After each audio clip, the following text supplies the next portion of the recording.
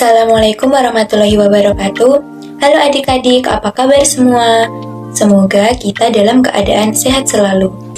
Melalui forum video ini, kita dapat berbagi ilmu bersama-sama. Sebelumnya, perkenalkan nama kakak Sela Rosalina. Dalam pembelajaran kali ini, kakak akan membahas tentang kompetensi dasar dan indikator terlebih dahulu. Baik, sebelum kita masuk ke pembelajaran, kakak akan menerangkan kompetensi dasar dan indikator yang kita pelajari. Nah, ini adalah kompetensi dasar dan indikator yang nantinya akan kita pelajari.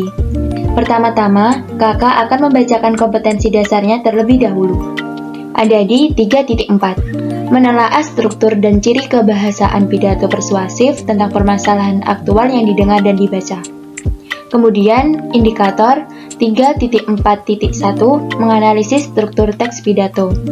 3.4.2 menjelaskan ciri-ciri kebahasaan teks pidato, kalimat aktif, kata tugas, kosakata emotif, kosakata bidang ilmu, sinonim, kata benda abstrak, dan pembedaan. 3.4.3 menganalisis struktur dan ciri kebahasaan pidato persuasif tentang permasalahan aktual yang didengar dan dibaca. Kemudian kompetensi dasar ada di 4.4, menuangkan gagasan, pidato, arahan atau pesan dalam pidato secara lisan dan atau tulis dengan memperhatikan struktur dan kebahasaan. Indikatornya 4.4.1 membuat gagasan, pikiran, arahan, atau pesan dalam pidato secara lisan dan atau tulis dengan memperhatikan struktur dan kebahasaan. Oke, itu adalah kompetensi dasar dan indikator yang akan kita pelajari kali ini untuk pembelajaran bahasa Indonesia. Sebelumnya, kalian pasti pernah kan melihat orang yang berpidato? Contohnya seperti kepala sekolah yang menyampaikan pidatonya saat upacara bendera, atau Bapak Joko Widodo, Presiden Republik Indonesia yang menyampaikan pidatonya pada acara-acara penting. Tapi, sebelum kakak memberikan materi mengenai pidato persuasif, kita harus mengetahui dulu tujuan dari pembelajaran kita. Kemudian di sini ada tujuan pembelajaran kita. Yang pertama, siswa mampu memahami struktur teks pidato persuasif dengan baik melalui tayangan PPT yang diberikan oleh guru. Yang kedua, siswa mampu memahami ciri kebahasaan teks pidato persuasif dengan cermat melalui contoh yang dipaparkan oleh guru. Yang ketiga, siswa mampu menyajikan teks pidato persuasif dalam bentuk lisan atau tulisan dengan kompleks melalui tayangan video yang diberikan oleh guru. Setelah membahas tujuan, sekarang kita lanjut pada materi teks pidato persuasif. Teks pidato persuasif adalah satu di antara jenis pidato yang digunakan untuk menyampaikan saran, ajakan, atau bujukan kepada masyarakat untuk menyetujui atau mengubah pandangannya sesuai gagasan yang disampaikan dan melakukan tindakan secara sukarela. Jadi, dalam pidato persuasif bersifat menghimbau atau mengajak masyarakat untuk berbuat sesuatu hal yang berguna bagi kehidupan. Nah, pada kali ini kita juga akan mempelajari tujuan, struktur, dan ciri kebahasaan teks pidato persuasif. Jangan lupa siapkan buku catatan dan simak video ini sampai habis ya, karena nanti akan ada kuis yang harus kalian kerjakan. Oke, yuk kita pelajari bersama tentang teks pidato persuasif. Tujuan pidato persuasif. Yang pertama, memengaruhi orang lain agar mau mengikuti kemauan kita dengan sukarela. Yang kedua, memberi suatu pemahaman atau informasi pada orang lain. Yang ketiga, memberikan kesan kepada orang lain. Berikutnya ada struktur teks pidato persuasif. Yang pertama ada pembukaan, yang kedua isi pidato, dan yang ketiga penutup pidato. Pembukaan teks pidato terdiri dari 3 bagian, yaitu salam pembuka, ucapan penghormatan, dan ucapan syukur. Pada bagian ini berisi pengenalan topik atau permasalahan yang akan dibahas. Hal ini berfungsi sebagai pengantar sebelum pada tahap penjelasan atau isi pidato. Selain itu juga berisi deskripsi singkat tentang topik permasalahan. Isi pidato. Bagian yang penting karena dalam isi ini terkandung inti dari sesuatu yang akan disampaikan dan dibicarakan. Pada bagian isi, Sang orator akan menjelaskan secara detail dan jelas mengenai apa yang akan disampaikan kepada para pendengar.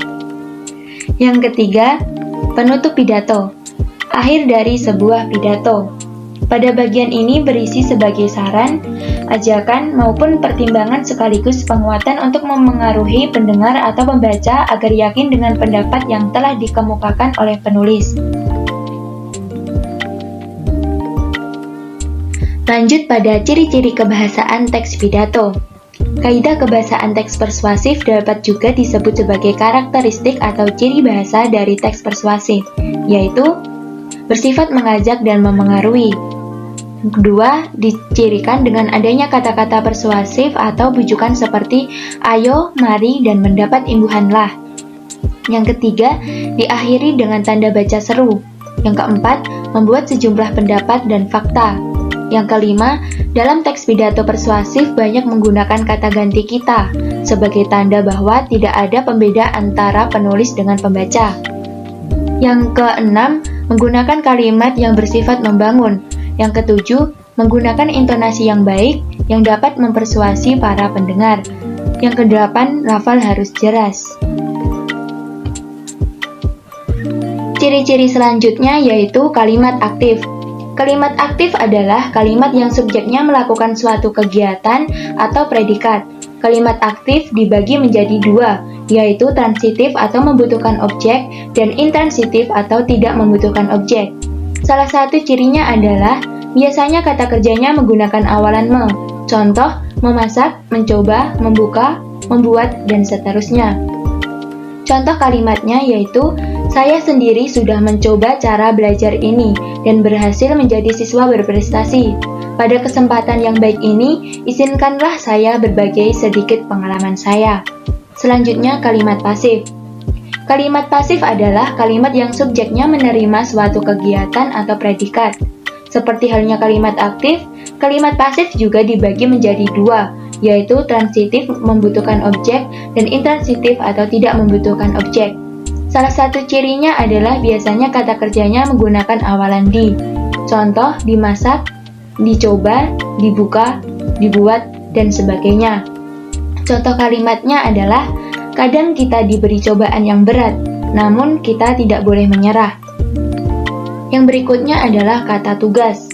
Kata tugas merupakan salah satu jenis kelompok kata dalam sebuah tata bahasa Indonesia yang terdiri dari kata depan, kata sambung, kata sandang, dan juga kata seru. Kata tugas terdiri dari 5 macam.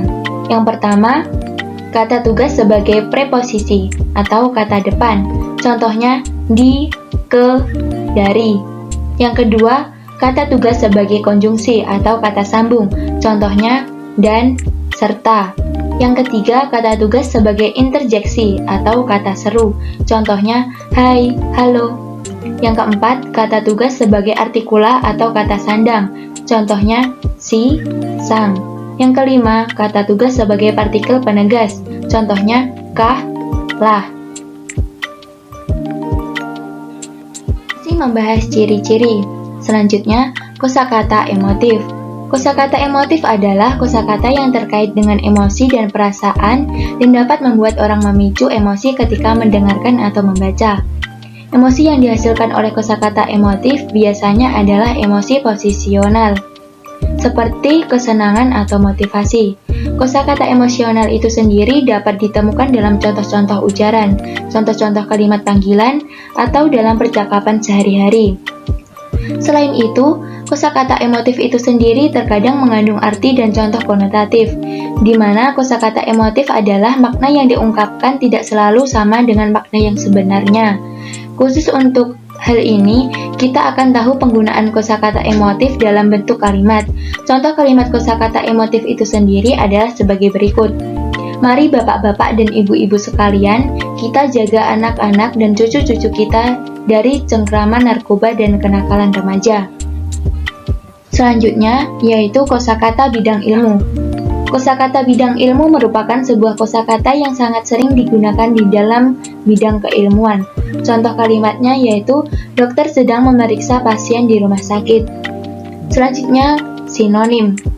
Sinonim adalah bentuk persamaan atau padanan dari makna kata yang diucapkan. Contohnya, senang sama dengan bahagia. Dan ciri-ciri yang terakhir adalah kata benda abstrak. Kata benda abstrak adalah kata benda yang tidak ada wujudnya atau sebuah benda yang tidak bisa dilihat oleh mata. Contoh kata benda abstrak yang terdiri dari kata dasar dalam kalimat yaitu nama saya Andi. Contoh kata benda abstrak yang merupakan kata perimbuhan berbentuk kata dasar plus an dalam kalimat langit dan bumi adalah ciptaan Tuhan yang Maha Kuasa. Contoh kata benda abstrak yang merupakan kata perimbuhan berbentuk pe plus kata dasar plus an dalam kalimat perhatian seorang ibu kepada anak tiada terhingga. Contoh kata benda abstrak yang merupakan kata berimbuhan berbentuk ke plus kata dasar plus an dalam kalimat ia biasa mengemudi dengan kecepatan tinggi. Bagaimana cara menulis teks pidato persuasif? Caranya sebagai berikut. Yang pertama, menentukan tema atau topik. Sesuai karakteristik teks pidato persuasif, yakni jenis teks yang berisi bujukan atau ajakan. Maka dari itu, langkah pertama yang harus dilakukan penulis ialah menyiapkan sejumlah bujukan atau ajakan. Yang kedua, menentukan tujuan. Tujuan utama setiap paragraf persuasif yakni meyakinkan pembaca dan pendengar. Oleh karena itu, buat tujuan yang jelas dan masuk akal untuk bisa dipercayai oleh pembaca dan pendengar. Dalam menyampaikan tujuan, sebisa mungkin harus jelas dan singkat agar mudah ditangkap oleh para pendengar maupun pembaca. Yang ketiga, mengumpulkan bahan. Sebelum melanjutkan menulis, perlu ada bahan yang menjadi bekal untuk menunjukkan eksistensi tulisan seperti mengumpulkan ide dan inovasi. Banyak cara mengumpulkannya. Masing-masing penulis mempunyai cara sesuai tujuan penulisannya. Mengumpulkan data yang tepat dan akurat membantu membaca dan pendengar untuk percaya. Itulah mengapa cari data semaksimal mungkin dan jangan sampai merekayasa data karena itu sangat tidak baik. 4. Menyusun kerangka. Kerangka karangan menguraikan setiap topik atau masalah menjadi beberapa bahasan yang lebih fokus dan terukur. Kerangka karangan belum tentu sama dengan daftar isi atau uraian per bab. Kerangka merupakan catatan kecil yang sewaktu-waktu dapat berubah dengan tujuan untuk mencapai tahap yang sempurna. Dan yang terakhir adalah mengembangkan kerangka. Langkah terakhir, mulai mengembangkan kerangka sesuai materi yang akan ditulis. Dalam melakukan pengembangan karangan ini, jangan sampai menumpuk dengan pokok permasalahan yang lain. Untuk itu, proses pengembangannya harus sistematis dan terarah. Alur pengembangan juga harus disusun secara teliti dan cermat. Berikut contoh teks pidato persuasif. Silakan adik-adik untuk membacanya.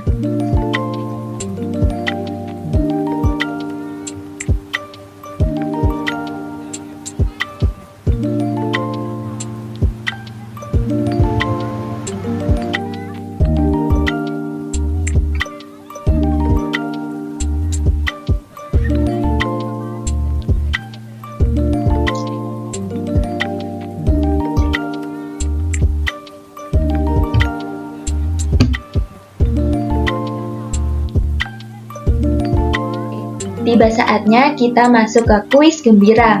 Bacalah teks pidato bertemakan lingkungan hidup berikut ini dengan seksama.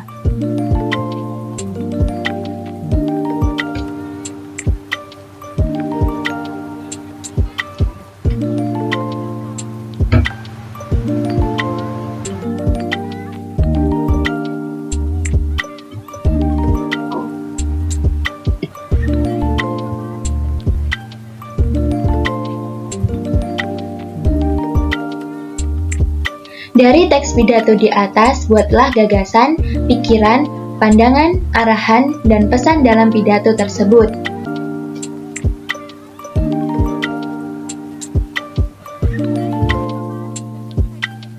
Pada jawaban di atas sudah tepat, karena telah memenuhi struktur pembahasan teks pidato. Pada jawaban di atas menunjukkan bahwa jawaban tersebut kurang tepat, karena belum memenuhi pembuatan teks pidato. Nah, demikianlah forum video ini. Terima kasih telah mengikuti dari awal hingga akhir. Semoga dapat bermanfaat untuk adik-adik semuanya. Wassalamualaikum warahmatullahi wabarakatuh.